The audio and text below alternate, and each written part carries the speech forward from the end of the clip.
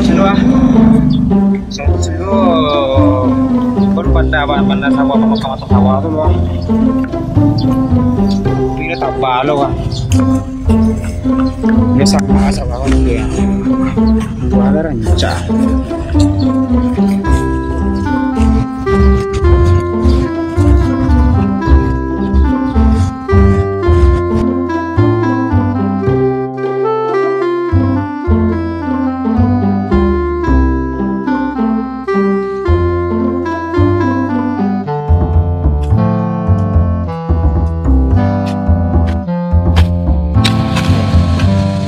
Tarong nak ngulik tarong apa?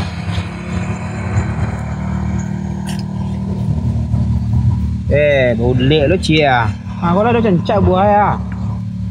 Mal cibi kau ini boleh taruang cia. Ha. Lain buah cia kau mandai lo cekon nek panjangnya luncengnya muku ah. Mande baru tarong apa? Lah pentu kalau sasui dia mah dua cibi kau. Untuk nyambai kau boleh taruang cia dia. Banyak lo busu ya.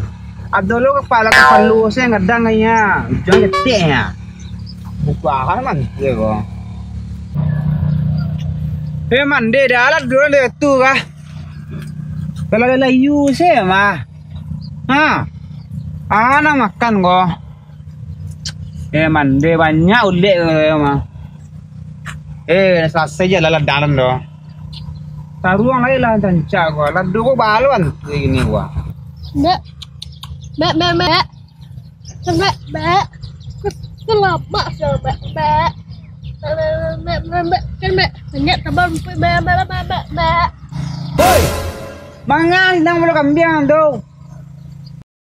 Makan sayuran kambing gua mah. Mengapa jalan hari-hari itu dia? Baru ladang lebaran sih enggak lah pacaran. Umpet betul dah kambing. Kir, kambing tu mana nak sayuran nak? Barang tu kambing mah. Orang kambing tu ah. Nanti jauh mah. Ladang itu ada. Ladang sih itu susah deh. Apa ni?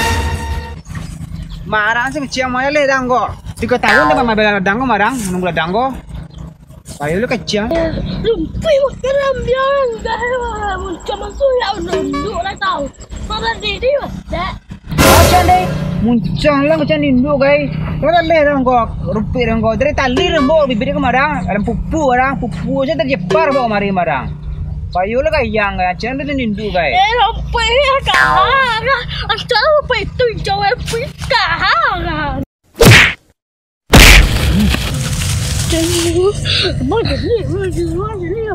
Tu barang. Kambing mah tu atannya.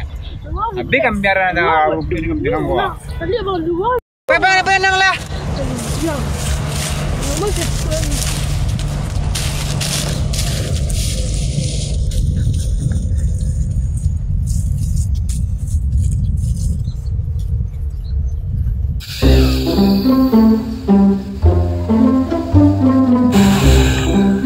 Makan lah rumah. Apa aja tak dulu. Kalau bangaknya di sawah itu, kan di sawah. Mana dendam dan dongkak Jawa.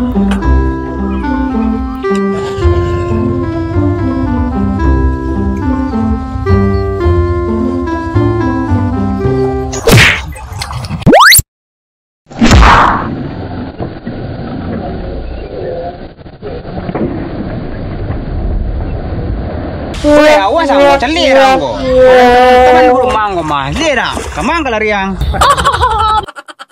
Dia nak dongkak sawah deh. Pelajaran awak ada dongkak